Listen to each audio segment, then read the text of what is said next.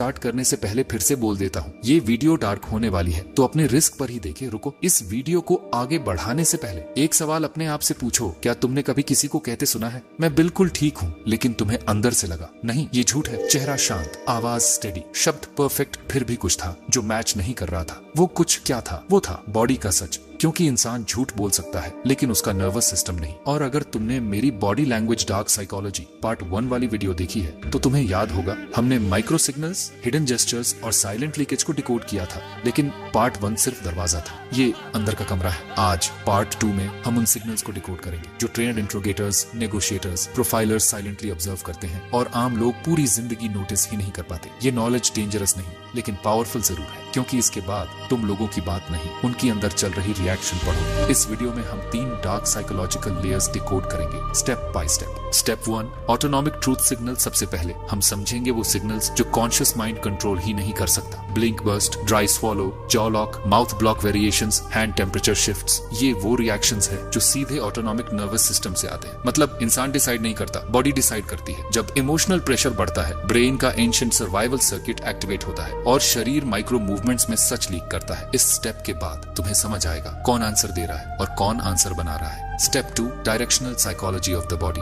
दूसरे स्टेप में हम डिकोड करेंगे बॉडी किस दिशा में जा रही है और क्यों। Forward lean, backward lean, side shift, exit glance, object shield, distance creation, ये सब रैंडम पोस्चर नहीं है, ये माइंड के अप्रोच अवॉइडेंस मैप के सिग्नल्स हैं। जब दिमाग किसी बात के करीब जाना चाहता है, बॉडी आगे आती है। जब दूर जाना चाहता है, बॉडी पीछे हटती है। शब्द सोशल हो सकते हैं, डायरेक्शन बायोलॉजिकल होती है। इस स्टेप के बाद तुम समझोगे कौन इमोशनली इन्वेस्ट है, कौन मेंटली भाग रहा है। Step 3, suppression and internal conflict markers. तीसरा स्टेप सबसे डार्क, सबसे डीप। यहाँ हम बात करेंगे उन सिग्नल्स की जब इंसान इमोशन फील कर रहा है लेकिन उसे छुपा रहा है। Jaw set lock, lip compression, half mouth block, chin support with doubt pose, micro pulse tension, ये वो मोमेंट्स है जहाँ अंदर कॉन्फ्लिक्ट चल रहा होता है। एक पार्ट बोलना चाहता है, दूसरा पार्ट रोक रहा होता है और उस साइलेंट वॉर के निशान फेस मसल्स और थ्रोट रिएक्शंस में दिखते हैं। इस स्टेप के बाद तुम सरफेस बिहेवियर नहीं, इंटरनल रेजिस्टेंस पढ़ पाओगे। इमोशनल पुल सेक्शन सोचो, अगर तुम्हें ये स्किल आ जाए तो आर्ग्यूमेंट्स में तुम कंफ्यूज नहीं होगे, इंटरव्यूज में तुम मिसलीड नहीं होगे, रिलेशनशिप्स में फेक रीअश्योरेंस पकड़ लोगे, नेगोशिएशन में हिडन हेजिटेशन देख लोगे। तुम माइंड रीडर नहीं बनोगे लेकिन रिएक्शन रीडर जरूर बन जाओगे। और रिएक्शन हमेशा रिहर्स नहीं होती। ये वीडियो मैनिपुलेशन सिखाने के लिए नहीं है, ये अवेयरनेस सिखाने के लिए है। कंट्रोल का सबसे हाई लेवल दूसरों को नहीं,